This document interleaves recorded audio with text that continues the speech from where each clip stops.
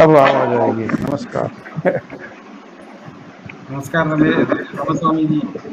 सभी को नमस्कार। Welcome welcome. बहुत लोग राइट टाइम ज्वाइन हो गए। रणदीप जी नमस्कार। रणदीप जी नमस्कार जी, नमस्ते नमस्ते। लक्ष्मी जी नमस्ते। नमस्कार जी, नमस्कार रणदीप जी। वीरेंद्र जी ज्वाइन हो गए। वीरेंद्र जी देवघरे जी। वीरेंद्र जी अच्छे लेखक है। अपना वो हिंदुत्व पे उनका विषय होता है धीरे किनका धीरे। किनका वीरेंद्र किनका जी देवघरे हिंदुत्व पर उनका हुआ था, अभी ज्वाइन हो गए। हाँ, हो क्या? अरे रणदीप जी एक तो सतीश मराठे जी ज्वाइन हो गए जम्मू कश्मीर स्टडी सेंटर में। प्रतीक्षा जी है क्या नहीं? रणदीप जी एक बार देखिए, नहीं तो कॉल करिए। प्रतीक्षा जी को कॉल करता हूँ। Okay okay.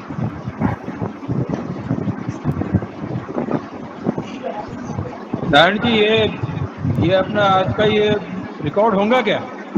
जी हाँ, रिकॉर्ड हो रहा है। सुनील जी ने बताया था हाँ, कि रिकॉर्ड करने को अच्छा रहेगा आगे के लिए भी। मेरे पास हाँ, यहाँ से भी रिकॉर्डिंग होगी और जितने भी फेसबुक में भी लाइव टेलीकास्ट हो रही है। वो फेसबुक में अपलोडिंग हो रही है। हाँ, आगे लिंक अपने को फ्री कितना है, तो क्या कोई लोग नहीं जुड़ पाए हैं अभी, ये जुड़ना है। जी हाँ जी, बिल्कुल रहेगा, लिंक रहेगा इसका रिकॉर्डिंग का। और ऑर्गेनाइजर भी इसको रिकॉर्डिंग करेंगे। बरोबर। अपने तुषार जी कर रहे हैं, ये लाइव हो जाएगा और बाद में भी ये वीडियो उपलब्ध रहेगा।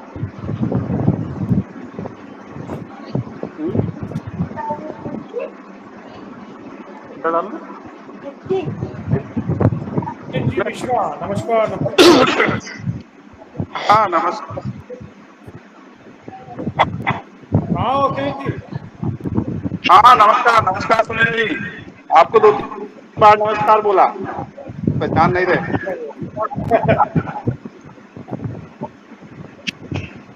और अभी कहाँ पर है?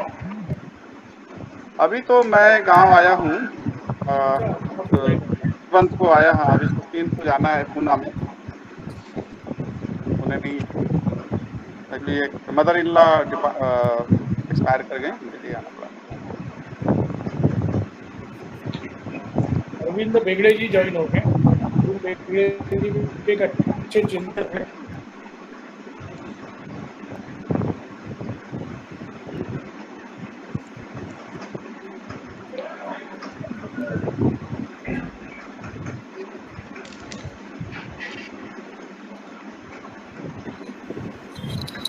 नमस्कारम नारायण। नमस्कारम Santosh ji. You are joining from Kerala ना? Kerala, my home. मतलब you reached Reached 2 o'clock. reached 2 ना? o'clock. Yeah. Nice to see you. Eagerly waiting. So nice to see you also, my classmate.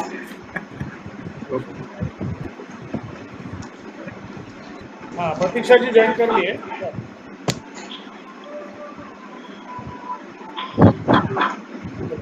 प्रतीक्षा जी का आपका इंतजार कर रहे थे। सुनील जी सुरू करायचं का? हाँ शुरू करा शुरू करा। शुरू करते एक मिनट और 7:35 से शुरू करेंगे। 33 हो गए, 1 मिनट रुक जाइए। 7:35 को शुरू करें।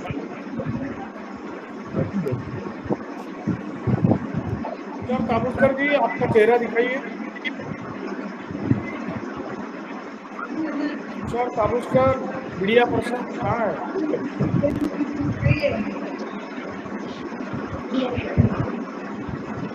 तुषार काबूलकर जी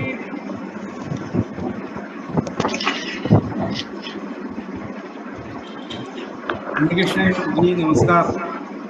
हाँ नमस्कार।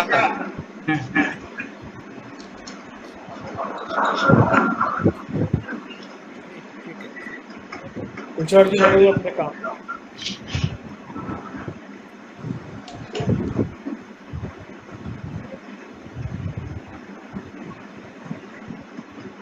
हाँ प्रतीक्षा जी शुरू कर सकते हैं।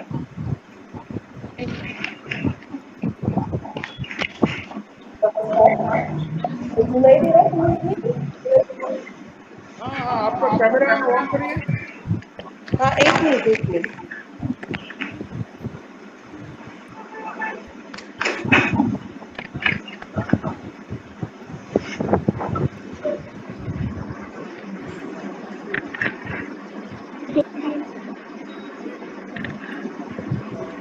शुरू कर सकते तो नहीं दे रहा ना। कैमरा, हाँ कैमरा ऑन करिए। थोड़ा ऊपर आइए। चेहरा पूरा नहीं आ रहा है सामने चेहरा। आ रहा है, अभी आ रहा है। ये प्रतीक्षा जी आपका ये शायद आ रहा है, अभी आ रहा है। अब आ रहा है, थोड़ा सा और तेज आप। हाँ अब बरोबर। अभी ठीक है, अभी ठीक है। बराबर। ठीक ठीक। ठीक है। नमस्कार, मैं भारतीय विचार मंच नागपुर महानगर की ओर से आप सबका आज एक के मिनट, संगोष्ठी हम लोग में बाकी स्वागत लोग करती हूँ। अपना ये बंद कर देंगे। हाँ, बाकी लोगों से विनती है कि आप आपका कैमरा और ऑडियो अगर बंद करेंगे तो बहुत अच्छा रहेगा। चलो एक बार आवाज आ गया। एक बार छोड़ते हैं। कैमरा बंद ना करें, ऑडियो बंद करें, कैमरा ऑन रखें। ठीक है, चलेगा। गूगल मीट में चलता है, कोई प्रॉब्लम। अच्छा कैमरा ऑन अच्छा, रखें। जी। तो आज भारतीय विचार मंच ने जो ये आयोजन किया है दिग्विजय दिवस 11 सितंबर, जो आप सब जानते हैं कि एक बहुत भारतीय इतिहास में हिंदू धर्म के इतिहास में ये बहुत ही ऐतिहासिक ऐसा दिन है जिस दिन स्वामी विवेकानंद जी ने जब अपना भाषण दिया और वहां पे जब हिंदू धर्म के बारे में बताया तो पूरी दुनिया को एक नया आयाम, नया पहलू हिंदू धर्म का सारे विश्व के सामने गया। तो उसी उपलक्ष्य में आज हम लोग विवेकानंद जी और कार्ल मार्क्स, इनके दोनों के परस्पर विरोधी विचार जो है लेकिन एक ही दिशा में जाने वाले हैं, ऐसे विचारों के बारे में आज हम जानना अच्छा रहेगा, ऐसे समझ के आज भारतीय विचार मंच की ओर से इस संगोष्ठी का आयोजन किया गया है। इस संगोष्ठी का मुख्य उद्देश्य ये है कि आज भारत में अनेक वैचारिक आक्रमण हो रहे हैं, क्योंकि भारतीय विचार मंच की भूमिका है कि भारत के प्रबुद्ध समाज को और प्रबुद्ध करके एक नई दिशा जो वैचारिक आंदोलन की कारण भारत में हो रही है उसको आगाह करके उससे जीतना हमें बहुत जरूरी है। तो आप सब जानते हैं कि कम्युनिस्टों ने अपने नैरेटिव चेंज करके अनेक विषयों से भारतीय मन को सशंकित किया है, हिंदू धर्म के प्रति सशंकित किया है और आज डिसमेंटलिंग ऑफ हिंदुत्व की जैसी कॉन्फ्रेंसेस सारे जग में आयोजित करके बहुत सारे यूनिवर्सिटी उसको सपोर्ट कर रहे हैं। लेकिन स्वामी जी ने जो हिंदुत्व के बारे में विचार रखे हैं और उसका जो आयाम है सोशलिज्म की तरफ से कैसे जाता है, वो स्वामी जी भी गरीब कोई ना रहे इसके पुरस्कार करते थे, उन्होंने भी उसके कारण उसके लिए बहुत सारी चीजें बताई। लेकिन कार्ल मार्क्स जो थे उन्होंने अपने जो विचारों के बारे में बताया कि सबको सामाजिक तौर पे एक जैसा करके हम कैसे गरीबी मिटा सकते हैं, ऐसे बताया जो आज तक संभव नहीं हुआ। लेकिन भारत में सदियों से हिंदू राष्ट्र में कभी भी गरीब ऐसे कोई नहीं था, लेकिन अंग्रेजों के कारण जो गरीबी की सम्मान की वो आज जगह कायम है और उसको हिंदुत्व से जोड़ा गया है। तो कार्ल मार्क्स के जो विचार है और स्वामी जी के जो विचार है, इन दोनों का अंतर कैसे है ये हमें जानना है, क्योंकि 19वीं सदी और 20वीं सदी में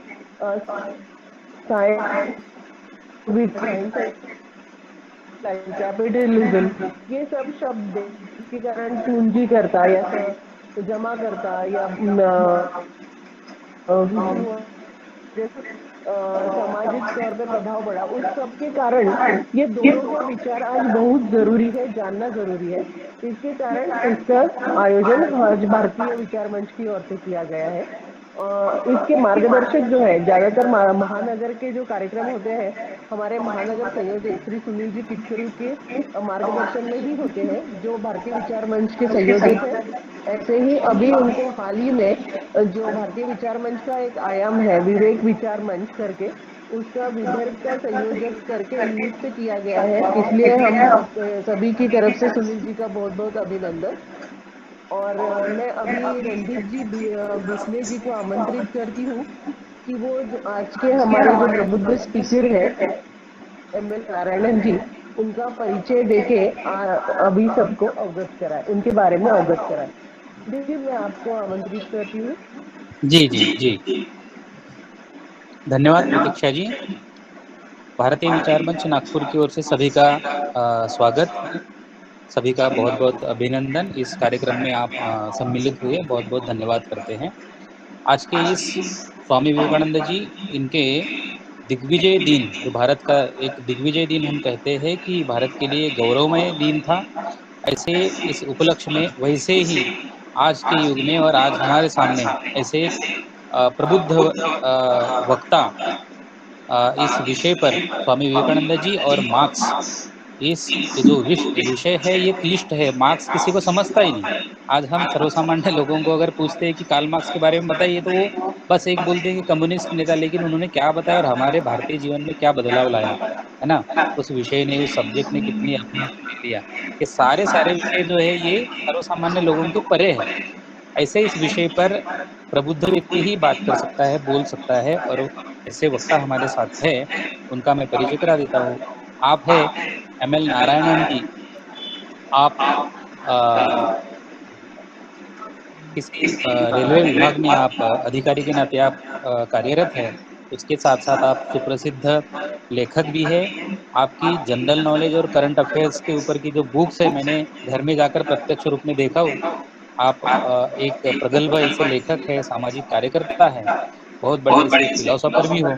आपके वैचारिक जो चिंतन है वो आपके साथ बैठकर ही प्रतीत में आता है, पता चलता है कि आपकी विचारों की जो प्रदीर्घता है, डेप्थ है, वो बहुत बड़ी है, और उनको खोजना, उनकी ओर उसको पकड़ पाना सामान्य लोगों के लिए बहुत कठिन जाता है। फिर भी आप हमारे साथ जुड़कर, आप भारतीय विचार मंच के साथ कार्य के साथ आप जुड़े भी हो, और हमें आपका मार्गदर्शन समय समय पर प्राप्त होता भी है। आज के इस विषय पर स्वामी विवेकानंद और मार्क्स, इस विषय पर आपका मार्गदर्शन हम सभी श्रोताओं के लिए मिले, इसलिए मैं आपसे अनुरोध करता हूँ कि आप अपने विषय पर आकर अपना वक्तव्य प्रारंभ करें। नारायण जी। धन्यवाद प्रतीक्षा जी, रणदीप जी, सुनील जी, जिन्होंने एक मौका मेरे को दिया है ऐसे गंभीर विषय पे बात करने के लिए।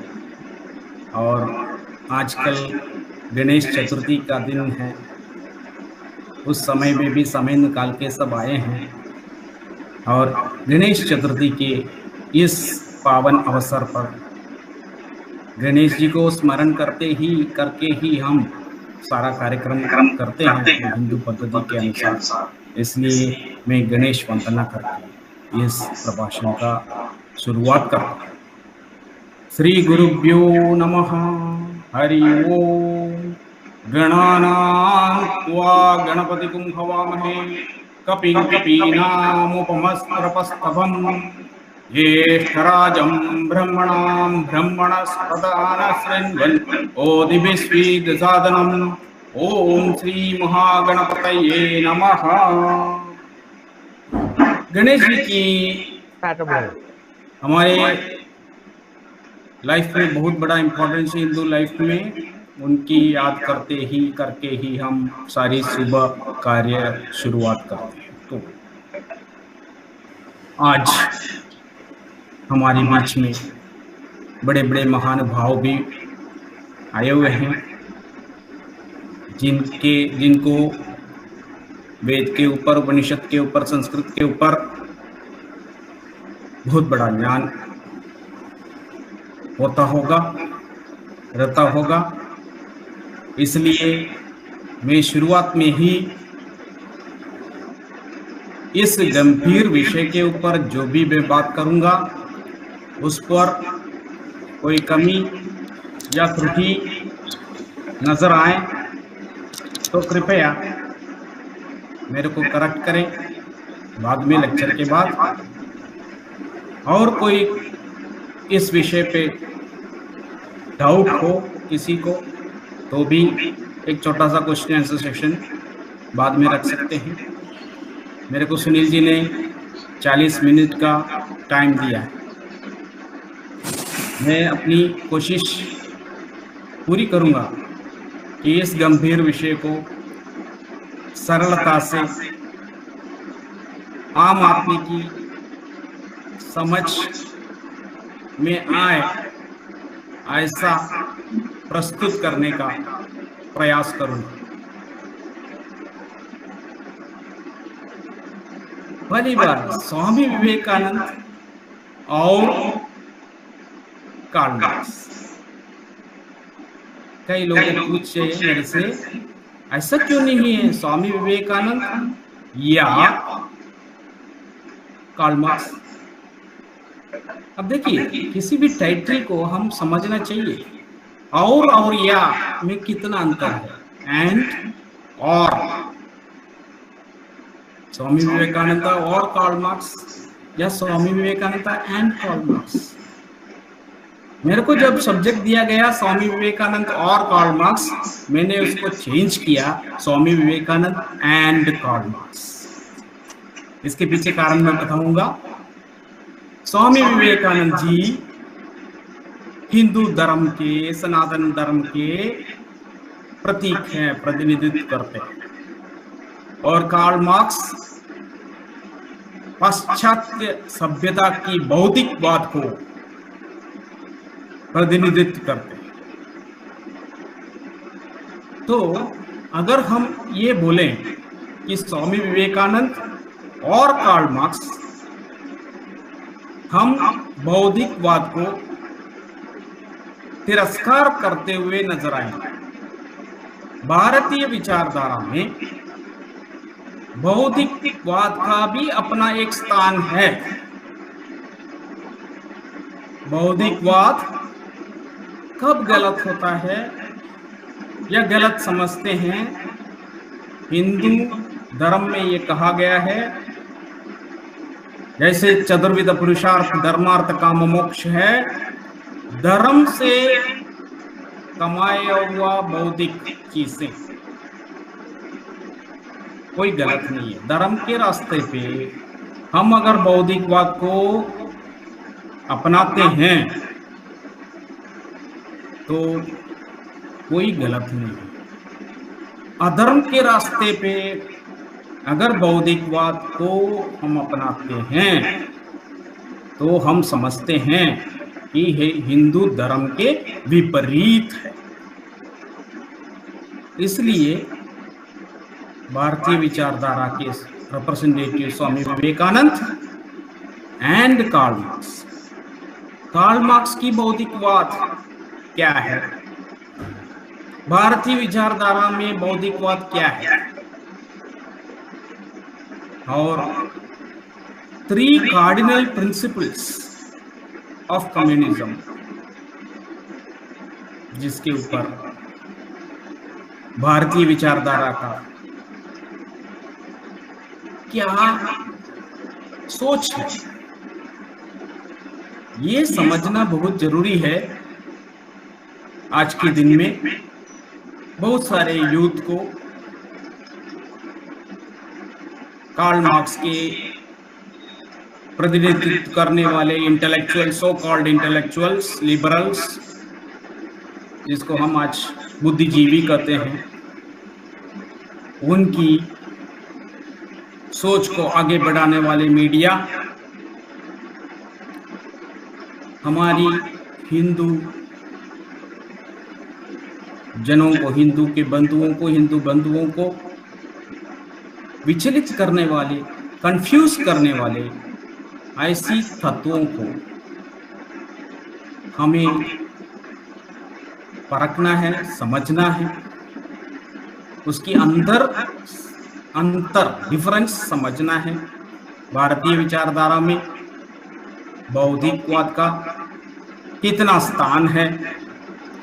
बौद्धिकवाद के ऊपर उठ करके सनातन धर्म में क्या कहा गया है? जीवन का पर्पस क्या है? ये सब हम समझेंगे तो हम दूसरों को भी अच्छी तरीके से समझा पाएंगे।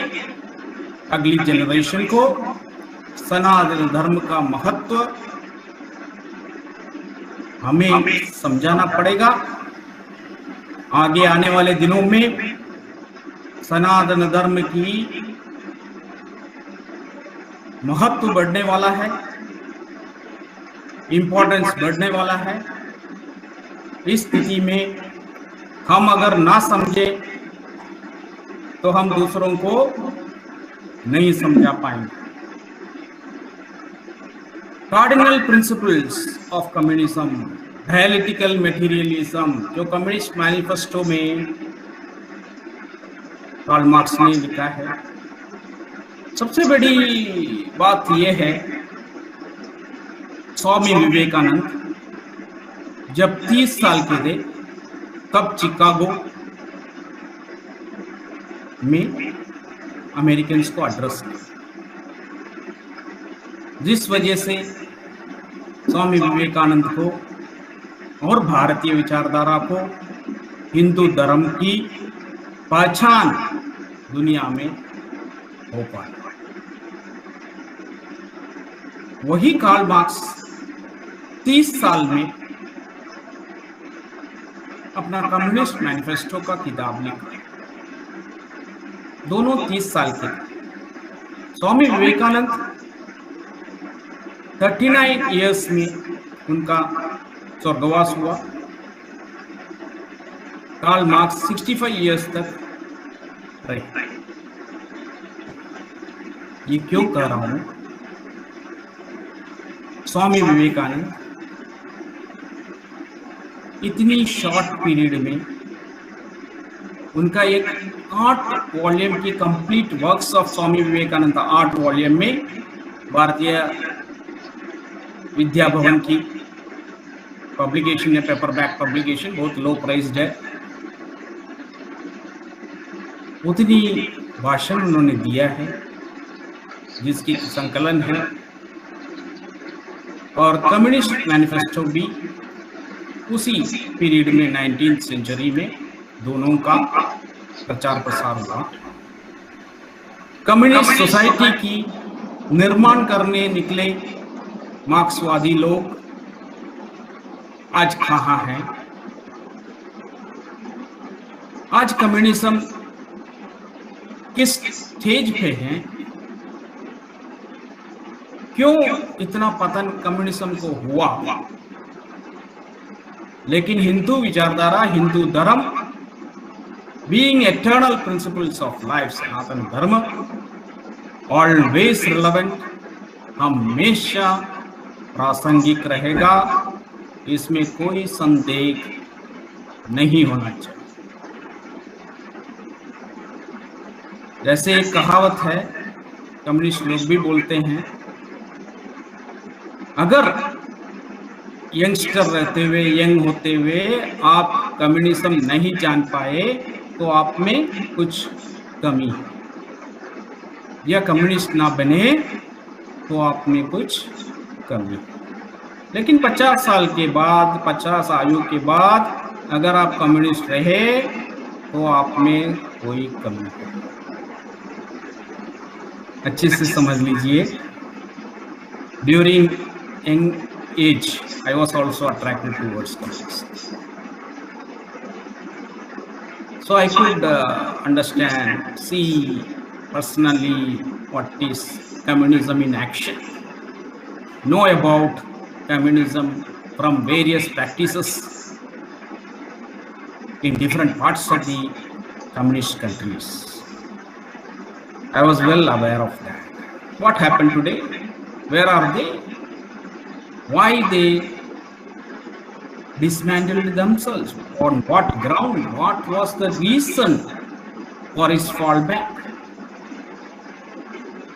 और इंडियन कम्युनिस्ट जो अपने आप को कम्युनिस्ट बोलते हैं, जिनको कम्युनिस्ट का थियरी का थोड़ा सा भी अंश उनमें नहीं है, अपने आप को कम्युनिस्ट बोलते हैं। It is just like orange को अगर एप्पल बोला जाए, और समझ के बैठे ऑरेंज ही एप्पल है, वही हालत है इंडियन कम्युनिस्टों की। Power should come from the barrel of the gun, Mao Tse-tung. We have first communist power came from ballot, not bullet. जहाँ भी रशिया में हुआ हो, चाइना में हुआ हो, चाइना में थोड़ा वायलेंस कम था, लेकिन रशिया में सबसे ज्यादा वायलेंस के साथ कम्युनिज्म पावर में आए। अब उसके पहले मैं 3 बातों पे ध्यान दूंगा: dialectical materialism, dictatorship of the proletariat, and socialism or so-called classless, stateless society। उसकी कल्पना क्या है और हमारी कल्पना उस विषय पे क्या है। तब हम कम्युनिज्म को भारतीय विचारधारा के संदर्भ में समझने में सक्षम है।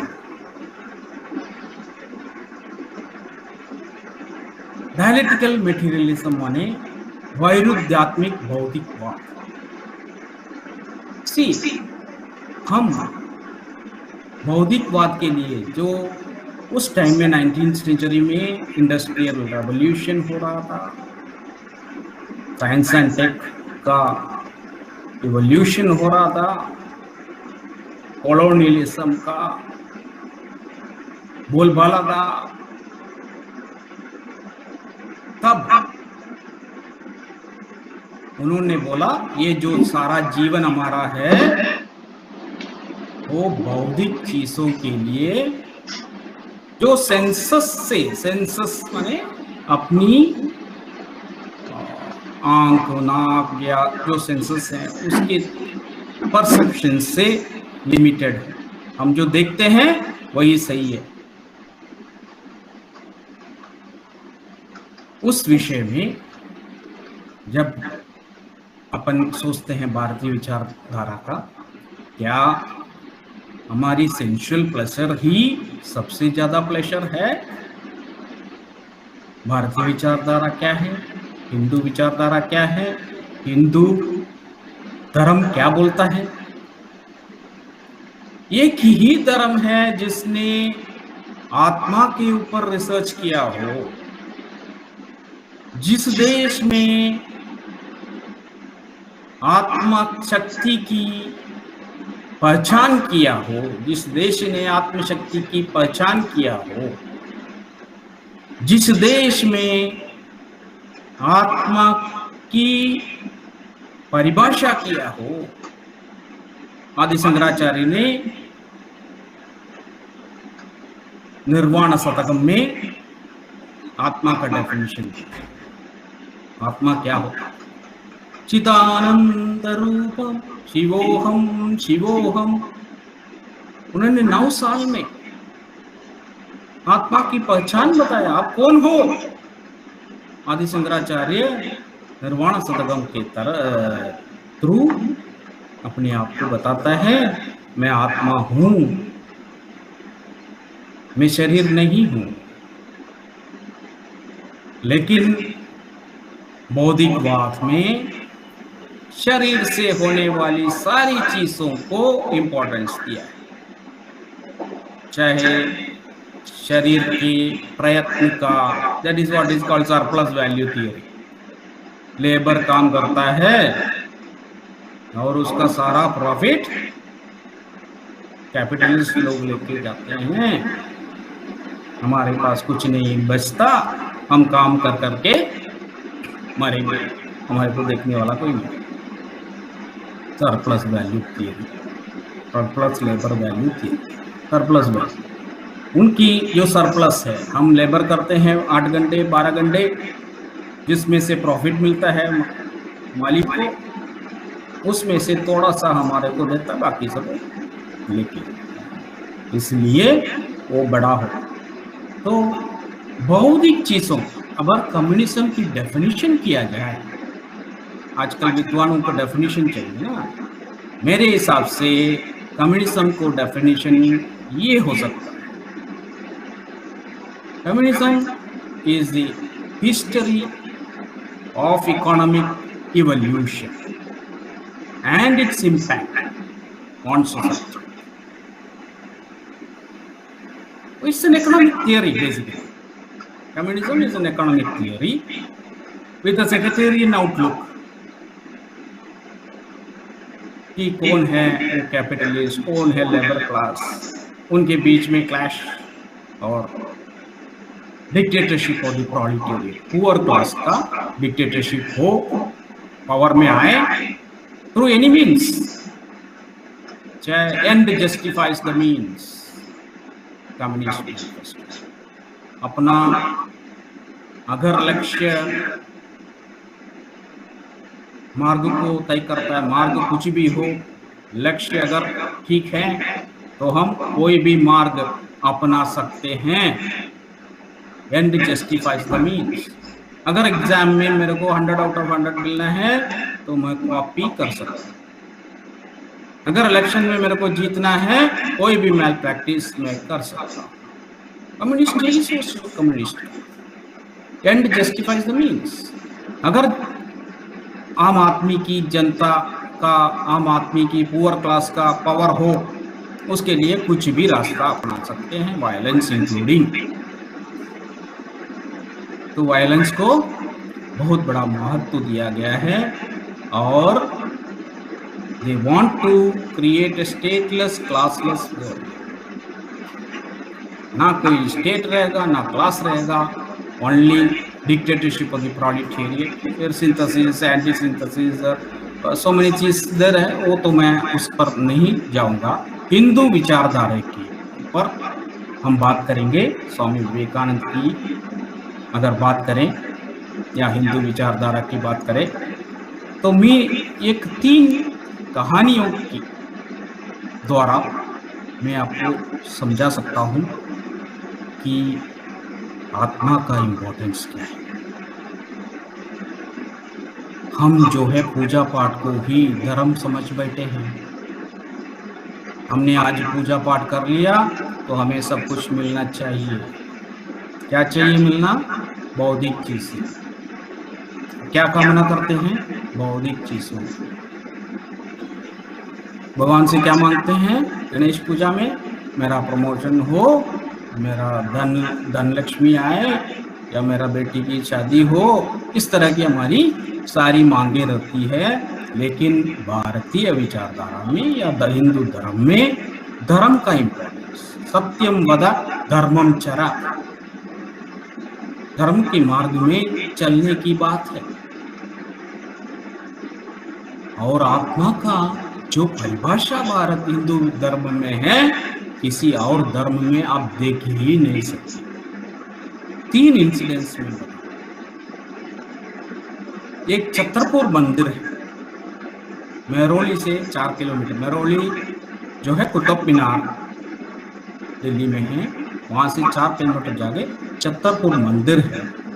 बहुत बड़ा 70 एकर्स में बड़ा मंदिर है. उसमें नागपाल जी, संत नागपाल जी, बाबा संत नागपाल जी रखते थे. 1998 में उनका मृत्यु हुआ.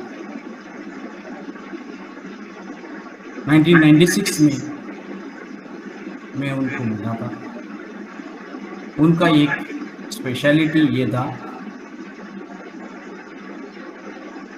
जो भी रोगी आए, कोई भी बीमारी लेके आए, सीरियस से सीरियस बीमारी लेके आए, उनकी बीमारी को वो खुद उनकी शरीर में ट्रांसफर करते. मेडिकल मिरेकल इसको कर सकते. और सबसे बड़ी बात, वो एक कंबल ओढ़ते थे. उस कंबल को अगर निकाल के साइड में रखा जाए तो कंबल तड़पता. बीमारियों का पूरा जड़ उस कंबल में. लेकिन वो कंबल ओढ़ते थे हमेशा, रखते नहीं थे नीचे. वो पीड़ा खुद लेते थे अपने शरीर पे. ये क्या विद्या है? What is this? ऐसा कहीं पे सुना है? ऐसे कई मिरेकल्स आप देख सकते हैं हिंदू धर्म फॉलो करते हुए। इसको अपनाने की जो स्वभाव है अपने साधु संतों के पास, बहुत सारे इंसिडेंट्स आप किसी और देश में नहीं। जहां पे बौद्धिकवाद का प्रभाव है वहां आत्मा के बारे में क्या जाने? आत्मा की एक्सिस्टेंस साइंटिफिकली प्रूव हो चुका है। Energy can nether be created nor be destroyed. Energy can be converted into mass and mass can be converted into energy. इसको प्रैक्टिकली अपनाने की प्रथा हमारे देश में है। आप देखे होंगे, अगर किसी चीज को हम जलाते हैं तो वो एनर्जी, हीट एनर्जी उसमें से आती है।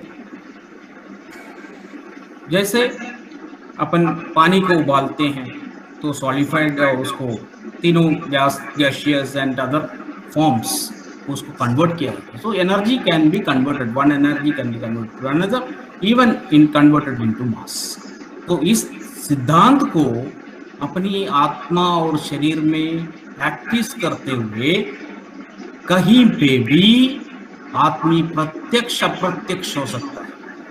अपने कहानी में सुने होंगे, राक्षस प्रत्यक्ष हुआ अप्रत्यक्ष हुआ। ये कहानी नहीं है, आज भी होता है। शिरडी साईं बाबा ने करके दिखाया है। कहीं पे भी वो प्रकट हो सकते हैं, कहीं से भी गायब हो सकते हैं, किसी भी रूप में, किसी भी फॉर्म में वो प्रत्यक्ष अप्रत्यक्ष हो सकते हैं।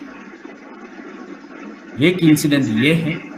दूसरा, आरएसएस राष्ट्रीय स्वयंसेवक संघ के दूसरा सरसंघ चालक गुरुजी, जिसको बोलते हैं हम गुरुजी गोलवलकर जी, वो नागपुर में जब बाहर वॉकिंग के लिए गए थे तब टुकड़े जी महाराज, कंटेम्पररी सेंट द राष्ट्र संत टुकड़े जी महाराज, जिनके ऊपर नागपुर यूनिवर्सिटी भी है, कैंसर हॉस्पिटल भी है, राष्ट्र संत टुकड़े जी महाराज को रास्ते में मिले। दोनों आपस में बहुत आदर करते हैं। और गुरु जी ने पूछा संत टुकड़े जी महाराज को, आपको कैंसर हुआ है सुना है, और वो बहुत पीड़ा देती होगी आपकी शरीर को,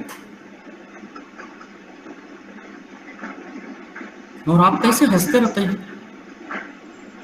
टुकड़े जी महाराज बोले, वो पीड़ा जो है शरीर का है, आत्मा का नहीं, इसलिए मेरे को कोई दुख नहीं है। कहने का मतलब, आपने कोपरा देखे होंगे, नारियल जब सूख जाता है, नारियल के अंदर जो नारियल है वो आउटर शेल से अलग हो जाता है, और आप इसे हिलाएंगे तो आवाज आता है। कच्चा नारियल जो है, पानी का नारियल, उसके अंदर चिपक के रहता है, लेकिन सूखने के बाद अलग हो जाता है। आत्मा शरीर से आत्मा को अलग करके स्वयं का शरीर देखने का और दूसरे शरीर में कायाकल्प करने का जो टेक्निक हिंदू धर्म में सिखाया जाता है, जिनका प्रैक्टिकल एक्सपीरियंस आज भी किया जाता है, वो हिंदू धर्म है। ये कोई कहानी नहीं है, आदि शंकराचार्य ने भी किया है। आदि शंकराचार्य ने पूरे देश 2 बार प्रवास किए, उड़ कर,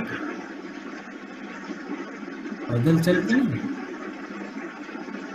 अपने शरीर को हल्का करके आप उड़ सकते हैं।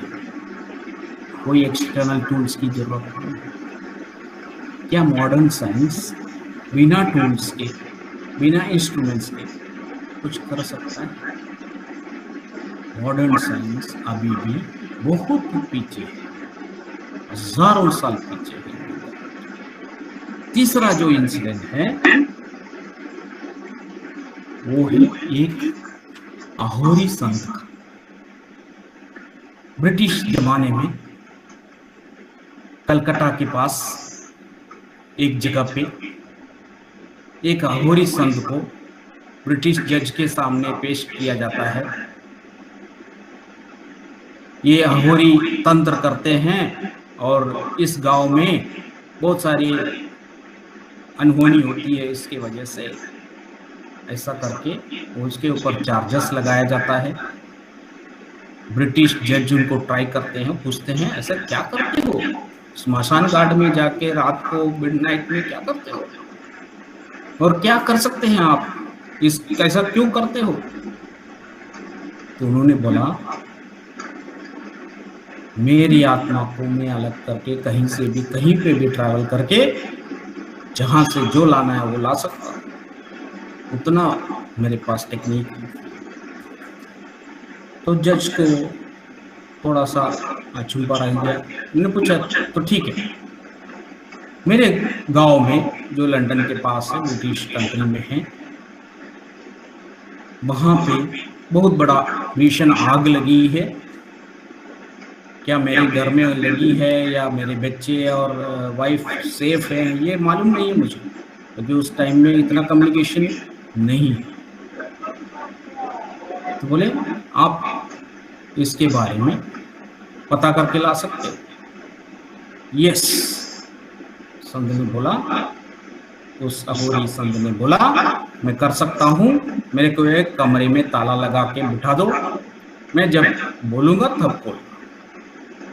5 घंटे हुआ, 6 घंटे हुआ, उसके बाद ताला खोलने के लिए बोला गया, खोल दिया।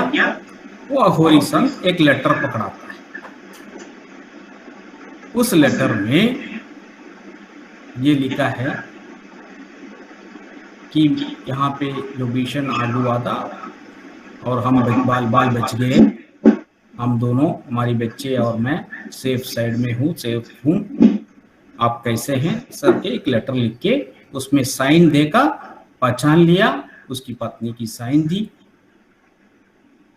वो जज साष्टांग प्रणाम किया उस अहोरी संत को, अपना राजीनामा दिया, रिजाइन किया अपने पोस्ट से और उनका डिजाइन बना। ये सच्ची घटना है। तो आत्मा के बारे में जो ज्ञान है वो पाश्चात्य देशों में नहीं है, ना के बराबर। इसलिए बौद्धिकवादों में उलझे हुए हैं और बौद्धिकवाद में जितना उलझेंगे हम अपनी मनुष्य जीवन का मूलभूत पर्पस तोड़ना ही होगा। बार बार जन्म लेंगे, बार बार मरेंगे, कष्ट सहेंगे। तो धर्म का, हिंदू धर्म का जो स्वामी विवेकानंद ने उद्बोधन सबको किया है वो एटर्नल प्रिंसिपल्स ऑफ लाइफ है, सनातन धर्म है, उस कभी नहीं मिट सकती। लेकिन कम्युनिज्म आज कहीं पे भी दिखाई नहीं देता। इतनी शॉर्ट पीरियड में कम्युनिज्म का डेथ हो गया क्योंकि वो भौतिक चीजों पर आधारित है। आज हम देखते हैं कि हिंदू धर्म के खिलाफ कई तरह की अटैक्स होते हैं, मजाक उड़ाते हैं, हम काउंटर नहीं कर पाते हैं क्योंकि हमारी नॉलेज कम है। 108 उपनिषद है, उसमें मंडको उपनिषद, उसमें 2 विद्याओं की बात कही है, परविद्या अपरविद्या। जो वेदों का नॉलेज हो या अपनी उपनिषद की हो, पुराणों की हो, वो सबको परविद्या में गिना जाता है। अपर विद्या में प्राणायाम, मेडिटेशन, इसको गिना जाता है, जो ऊपर इस सारी किताबों से ऊपर माना गया है। आप मेडिटेशन करके, प्राणायाम करके, मेडिटेशन करके आपकी नॉलेज, खुद के अंदर जो नॉलेज है, आत्म साक्षात्कार करना एक बात है, आत्म साक्षात्कार करने के बाद एक बहुत बड़ा रास्ता तय करना पड़ेगा। आत्म साक्षात्कार होने के बाद वहां रुक नहीं सकते आप। मैं अनुभव के आधार पर बता रहा हूँ, आत्म साक्षात्कार होने पे बहुत सक्सेस नहीं है। बहुत लोगों को आत्म साक्षात्कार हो सकता है, अपनी इष्ट देवता को आप देख सकते हैं, बहुत बड़ी बात नहीं है। आपकी कुंडलिनी जागृति हो और आज्ञा चक्र तक आप पहुंच रहे हो, मूलाधार चक्र से आपकी सर साक्षात्कार होगा। लेकिन that is not the end, that is the beginning of spiritual journey. 15-20 साल ईश्वर साक्षात्कार होने के बाद में सफर किया। परम ज्ञान जिसको ब्रह्म ज्ञान बोलते हैं, जिसको अपनी आगे की रास्ता जो तय करना है, सदगुरु के बिना नहीं हो सकता। वो जो ज्ञान, वो जो टेक्निक है आत्मा के साथ खेलने का, आत्मा के बारे में पता करने का, आत्मा की जो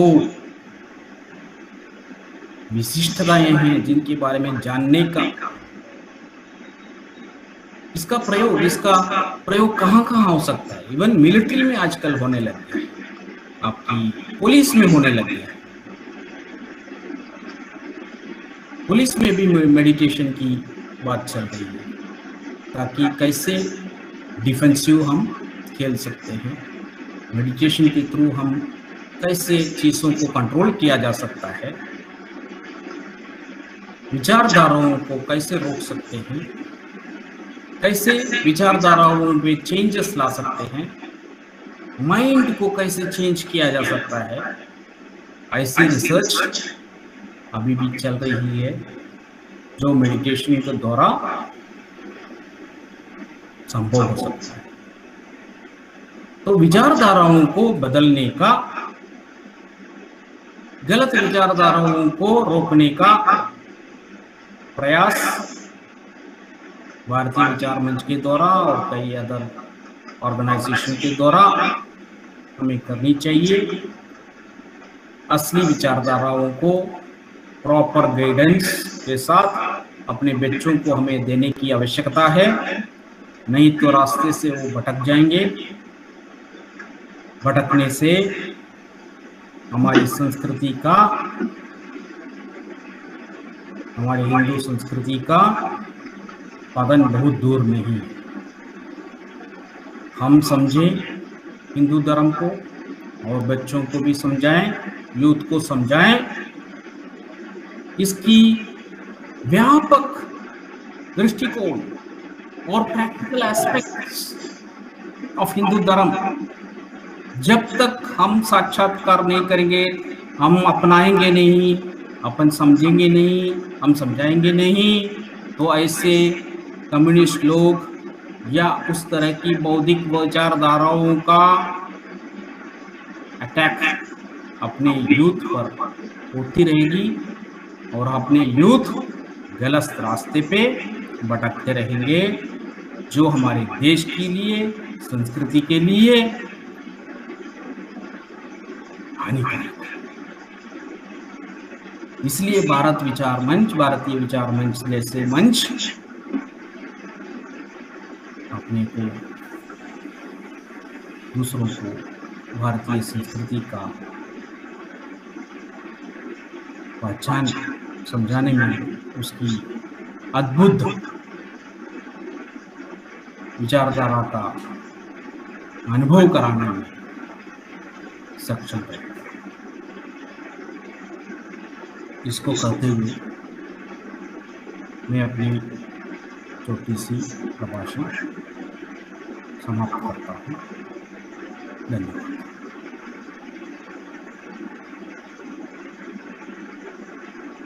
धन्यवाद नारायणन जी, आपने बहुत अति सुंदर तरीके से वेदांत और कार्ल मार्क्स इनका विवेचन किया, उन एंड और का फर्क समझाने का कोशिश किया, और स्वामी जी का जो फिलॉसफी है जो वेदांत पर आधारित है और जिसने दुनिया को हिंदू संस्कृति के बारे में परिचय दिया, ऐसे स्वामी जी की वाणी और उनके भाषणों और उनके विचारों से अवगत कराया। कार्ल मार्क्स में और स्वामी जी के विचारों में क्या फर्क है, इसको हमें समझाने का जो बहुत अच्छा प्रयत्न आपने किया है वो बहुत सराहनीय है। और बहुत सारे हमारे जो श्रोतागण इसमें उपस्थित थे उनको एक नया दृष्टिकोण और एक नया आयाम मिला होगा। यही एक्चुअली भारतीय विचार मंच का उद्दिष्ट है और उद्देश्य भी है। तो जो स्वामी जी ने गो बैक टू वेदास का नारा दिया था वो कितना सही है, ये आपने मेडिटेशन और उसके जो फायदे हैं और वो जो भारतीय विचार पद्धति है या वेदांत वेदों पे आधारित जो है उसके बारे में हमें सबको अवगत कराया। इसके लिए बहुत बहुत आपका धन्यवाद। आपने जो बताया कि युवक और हमारे बच्चे जो स्कूल गोइंग है उनको भी कैसे इसके बारे में अवगत कराया जाए, तो इस दृष्टि से जरूर भारतीय विचार मंच काम करेगा। तो मैं अभी आमंत्रित करती हूँ संदीप जी खिरवड़कर, जो कि हमारे भारतीय विचार मंच के कार्यकारिणी के सदस्य हैं नागपुर महानगर टोली के। उनको आमंत्रित करती हूँ कि वो अपना आभार प्रदर्शन करें। नमस्कार नारायण जी, मैं सभी 42 जो अपने सदस्य आज की ये संगोष्ठी में आए उनको सभी को धन्यवाद देता हूं। और नारायण जी, आज जो आपने उद्बोधन किया और जो मार्गदर्शन किया वो बहुत ही उपयुक्त है और बहुत ही हमको आगे के मार्ग दिखाने वाला है। तो धन्यवाद, बहुत बहुत धन्यवाद, बहुत बहुत धन्यवाद सबको जिन्होंने क्षमा के साथ मेरी बातों को सुना। एकदम खास करके आत्मा का जो आपने बताया कि भारतीय जीवन संस्कृति में और जीवन पद्धति में कितना ये है, वो बहुत काम का है। प्रैक्टिकल चीज मैं ज्यादातर थियोरेटिकली मैं उसको थियोरी को बिलीव नहीं करता, प्रैक्टिकल चीजों को बिलीव करता हूँ। प्रैक्टिकली और अपनाए और समझे। हिंदी बोलने में कठिनाई होती है, लेकिन आपने उस पर मात किया, बहुत ट्राई किया। हाँ, स्वाभाविक है। हिंदी बोलने में कठिनाई होती है तो स्वाभाविक है, लेकिन तो भी अपने जो प्रैक्टिकली हम देखेंगे वो बहुत ही अलग होता है थियरी से प्रैक्टिकल डिफरेंट होता है हमेशा। शंकराचार्य जी का और अघोरी का जो एग्जाम्पल दिया आपने तो बहुत ही व्यवहारिक और उपलब्ध नहीं है कहीं जी। मैंने भी प्रैक्टिकली देखा है, मैं भी उड़ा हूँ हवा में। अरे इसलिए मेरे लिए वो कोई कहानी नहीं है, कहानी नहीं। क्वेश्चन ले सकते हैं क्या? हाँ, ले सकते हैं, बिल्कुल। वैसे 10 मिनट पहले अच्छा नहीं, बात करने के लिए बहुत सारी विषय है, लेकिन अब ज्यादा बोर नहीं करना चाहता हूँ, क्योंकि जैसे सोशलिज्म की बात है, स्वामी विवेकानंद का एक बहुत बड़ा कोट है, so long as millions live in hunger and ignorance, I hold every man a traitor who having been educated at their expense pays not the least heed to them। बहुत बड़ा कोट है ये। जो इतनी पढ़ाई करके, हमारे पैसे में पढ़ाई करके जो गरीबों को और इग्नोरेंस में रख रहे हो या पॉवर्टी में रखो, poverty not only, ignorance is also ये कॉज ऑफ पॉवर्टी। ये जो फैक्टर है, ignorance is the cause of poverty, वो हमारी भारतीय विचार। वहां पैसा ही सब कुछ है। पॉवर्टी माने पैसा दे दो, सोशलिज्म हो गया, उनको फ्री में बांट दो, हो गया। उससे नहीं होगा जब तक उनकी नॉलेज बढ़ेगी नहीं, वो अपने आप। इसलिए तो इंग्लिश में कहा गया, not give the fish, teach them how to catch the fish. आप अपने आप मेहनत करके कमाने की विद्या सीखोगे तो भी क्यों मांगेंगे?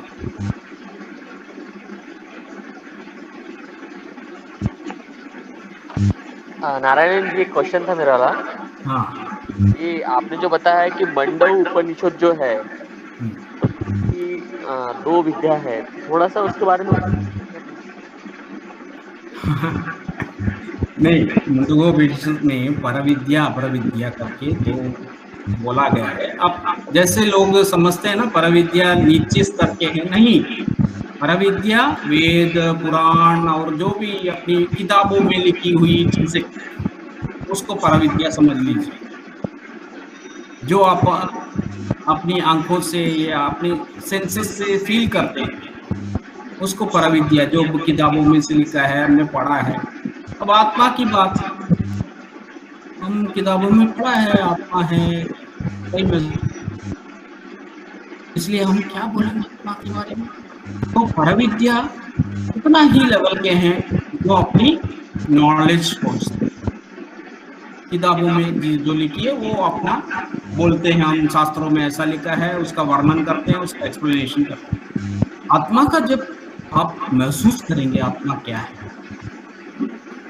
उसके लिए सद्गुरु की जरूरत है। वो सद्गुरु आपको आत्मा का परिचय देते हैं और आपकी आत्मा को कहीं पे भी ले जा सकते हैं। और आत्मा को अलग करके आपने विचलित किया है कहीं पे भी, ये अनुभव आपको हुआ है क्या? वो है अपर विद्या। और अपर विद्या हासिल करने से आपको वेद में जो लिखा है उसका अनुभव हो,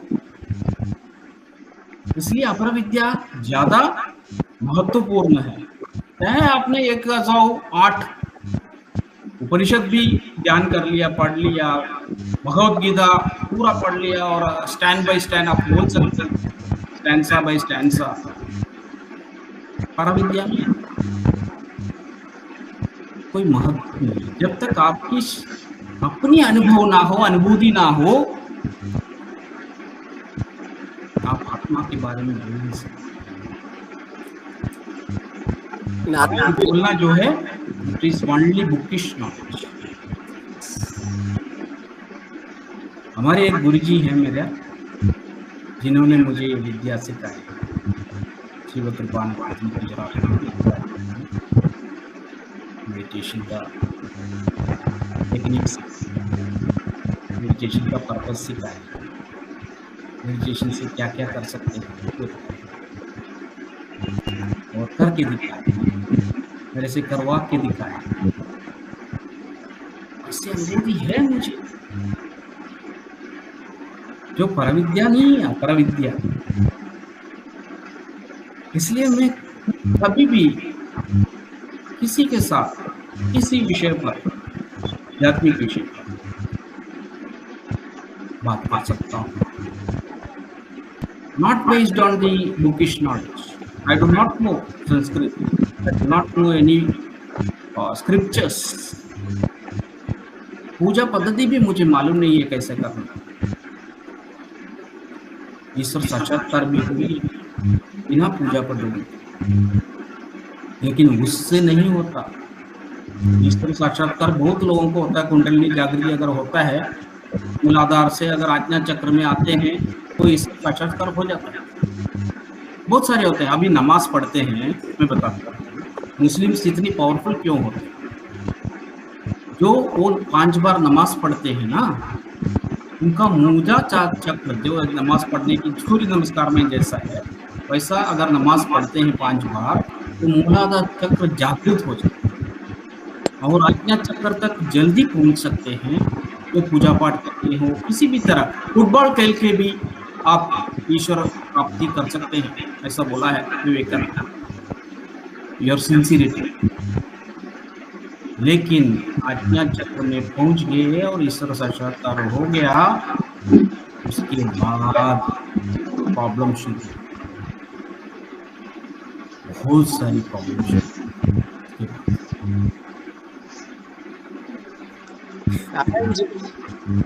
15-20 साल चला, इसलिए उसको 1 मिनट में बोलना मुश्किल है। उसके बाद क्या प्रॉब्लम होता है और कैसा होता है अलग से बताना पड़ेगा। It is not so easy. उसके बाद सदगुरु मिलने का 20 साल के बाद मुझे सदगुरु मिला, तड़पता रहा। सवाल पूछा, आपका परिचय कराइए। सवाल हाँ जी, परिचय कराइए। जी, मेरा नाम है और मैं कोमलवाड़ा भाषा का संयोजक हूँ। और प्राइवेट। आपको कैसा लगा मेरा जो उद्बोधन जो भी है, तो उसके बारे में तो मेरे को अपने आप इम्प्रूव करने में अच्छा रहेगा। बहुत बढ़िया और तथ्यों के साथ थोड़ा सा तथ्यों के साथ का जो भी था वो बहुत ही अच्छा। आपने वो आपके इसमें PA के दिखता, PA के कंपनी का नाम है, पैक कर ऐसा पाकिस्तान से कोई बात नहीं, पाकिस्तान से आने में हमारे लिए हर्ष की बात है। भारतीय संस्कृति के बारे में जानने के लिए कोई पाकिस्तान से आया तो सही नहीं, इसलिए तो मैंने नारायण जी बोलिए सर। मैं भास्कर अय्यर बात कर रहा हूँ। सर बोलिए सर। हाँ सी आई जस्ट वांटेड, मेरा हिंदी काफी रस्टी हो गया। मैं केरला से हूँ, सो दो आई फॉर मैं एक चीज आपसे पूछना चाहता हूँ, is there any dichotomy between religion and communism? Can I be lover of Vivekananda and Karl Marx simultaneously? Vivekananda ji for religion and Karl Marx for social ideology, because religion, okay, I understood, should not be confused with spiritualism, क्योंकि religion जो है, man is not for religion, religion is for man, और Latin में religion यानी अधिकार, to force somebody, तो religion force होता है। विवेकानंद जी बोल रहे थे स्पिरिचुअलिज्म अंदर से आना चाहिए, और कार्ल मार्क्स बोलते हैं कि गरीबों का सेवा करना चाहिए, जास्ती पैसा आपके पास है ना, it is you know it should be shared. तो I will come to you. यही मिसकंसेप्शन बहुत लोगों को है, जो सेमेटिक रिलीजन्स है उसको हिंदू धर्म से कंपेयर करना बिल्कुल बेवकूफ़ी। Let me tell you, Hindu एक धर्म की रास्ता है, बाकी रिलीजन्स एक पर्टिकुलर। देखिए, अगर किसी भी रिलीजन की बात करें, उसका एक व्यक्ति से जुड़ा हुआ रिलीजन। इस व्यक्ति ने, बुद्ध ने बुद्धिज्म क्रिएट किया, जैन ने जैनिज्म क्रिएट किया, और अगर इस्लाम है तो हम प्रॉफिट मोहम्मद के नाम से, मैसेंजर ऑफ गॉड, उनके नाम से हमने इस्लाम को जाना। अगर हिंदुइज्म को बोला जाए, किसका नाम लिया जाए? हिंदुइज्म का इन्वेंटर कौन है? राम है। राम के पहले भी हिंदू धर्म था, कृष्ण के पहले भी हिंदू धर्म था। कहाँ है? किसी का नाम ले सकते हैं? इसके फॉलोअर्स हैं हम, इसलिए हम हिंदू धर्म को फॉलो करते हैं। There is nobody who can claim I am the originator of Hinduism. जब सनातन काल से, सनातन काल माने मिलियंस ऑफ ईयर्स अगो, जब लाइफ शुरू हुआ, कैसे लाइफ शुरू हुआ? ओमकार शब्द से लाइफ शुरू हुआ, वाइब्रेशन। देखिए, एक मिनट में इंटरेस्टिंग बात बताऊं। कोई मर गए हैं तो हम 2 मिनट साइलेंस में रखते हैं। आपको मालूम है क्यों 2 मिनट साइलेंस क्यों रखते हैं? हर रिलीजन में हम साइलेंट खड़े होते हैं, कोई मंत्र या स्तोत्र नहीं बोलते। 2 minute silence for the departed soul. परमात्मा का लैंग्वेज साइलेंस। इसलिए रमण महर्षि के पास जो भी जाते थे, कोई डिस्कोर्स नहीं सुनने मिलता। रमण महर्षि चुपचाप बैठते थे, उनकी ऑरा का इतना पावर था, जो भी जाते हैं उनका प्रॉब्लम या उनका संशय, उनका डाउट क्लियर हो जाता उनकी ऑरा की वजह से। वो बोलते नहीं थे, किसी से बात नहीं किया आज तक रमण महर्षि ने, मौन रहते। परमात्मा का भाषा मौन है। हम बोलते संस्कृत बड़ा है, उर्दू बड़ा है, हम झगड़ा करते रहते हैं। परमात्मा के लिए कोई भाषा की जरूरत नहीं है। परमात्मा, आत्मा और परमात्मा अगर एक हो जाए आप अद्वैत की बात करते हैं। इवन शंकराचार्य, आदि शंकराचार्य को बहुत बड़ा भूल हो गई। उन्होंने अद्वैत का जो प्रचार किया, बाद में because of he was very theoretical, Adi Shankaracharya was theoretical, totally theoretical, वाद विवाद में उलझते रहे। इसके बाद में जब सर्वत्र ज्ञान पीढ़ में चढ़े तो आंख से पानी पानी हो गया। बोले, हे वासुदेव, मैं अज्ञानी हूं, मैं कुछ नहीं जानता। ऐसा रोने लगे आदि शंकराचार्य, जो अद्वैत का आत्मा और परमात्मा एक है जो बोलने वाला आदि शंकराचार्य, आत्मा और परमात्मा एक है, उन्होंने प्रूव किया और उसका प्रयोग में लाया, वो है शिरडी साईं बाबा। आदि शंकराचार्य नहीं है। और स्वामी विवेकानंद नहीं है। स्वामी विवेकानंद भाषण देते देते कर गए।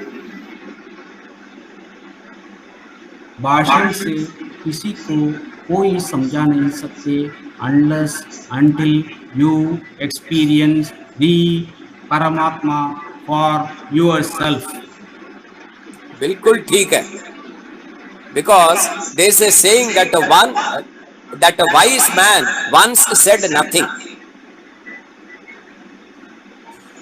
A wise man once said nothing। इसलिए बुद्धा भी, गौतम बुद्धा ने उस टाइम की पाली लैंग्वेज में प्रचार किया, लेकिन कई कई जगह पे उन्होंने बात ही नहीं किया, चुप रहे। उनको देखते ही लोग शरणागति, मतलब अपने शरण में आते। आज भी हमारे भारत में बहुत बड़ा पैसे वाला को नमन नहीं करते लोग। गांधी जी को जब गोपाल कृष्ण गोखले उनके गुरु जी थे, पॉलिटिकल गुरु, तो गांधी जी ने पूछा, मैं पॉलिटिक्स में आना चाहता हूं। तो गोपाल कृष्ण गोखले बोले, देखो इस देश में फकीर को माना जाता है, पॉलिटिशियन को नहीं। जिसके पास कुछ भी नहीं है उसके नमन करते हैं, या अंबानी अडानी के नमन नहीं करते। वो करते तो अलग पर्पस के लिए करते हैं, वो स्वार्थ के लिए करते हैं, ऐसे करते हैं तो दिखावा है।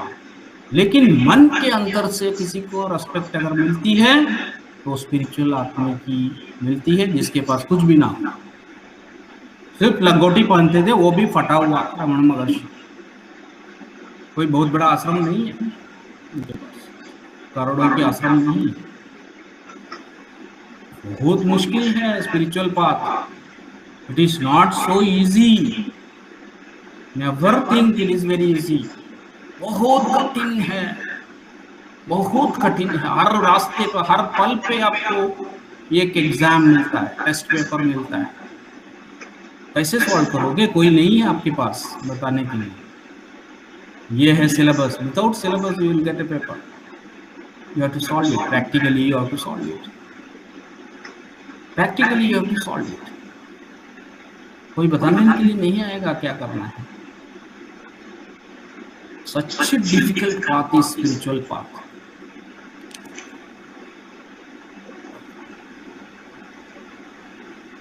किसी किताब में नहीं लिखा है, कोई भी किताब नहीं मिलेगा आपको।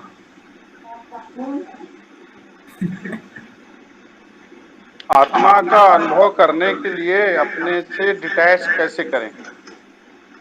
नहीं, देखो मैं फैमिली मैन हूँ, हमारे गुरुजी भी फैमिली मैन है। बाल बच्चों के साथ रहते हैं, वाइफ के साथ रहते हैं। ये हमारी विचारधारा गलत है। सब छोड़ के हिमालय में जाएंगे तभी हमारे को आध्यात्मिक प्रगति होगी। भूल है, ये गलत है, ये नॉनसेंस है।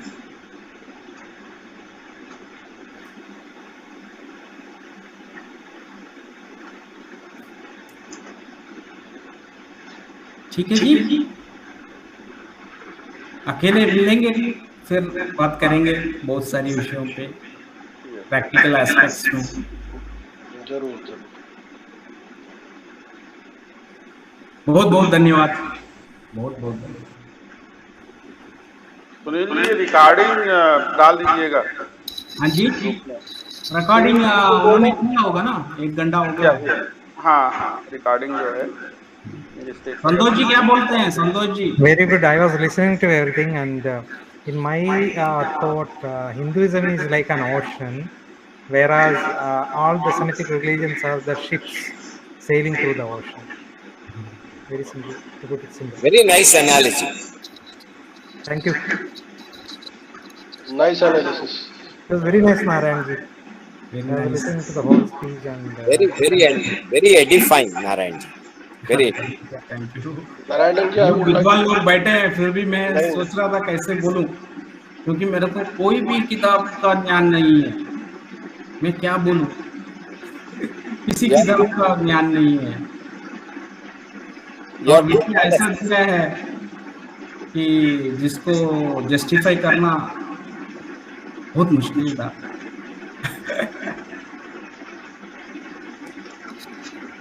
The topic that was very deep.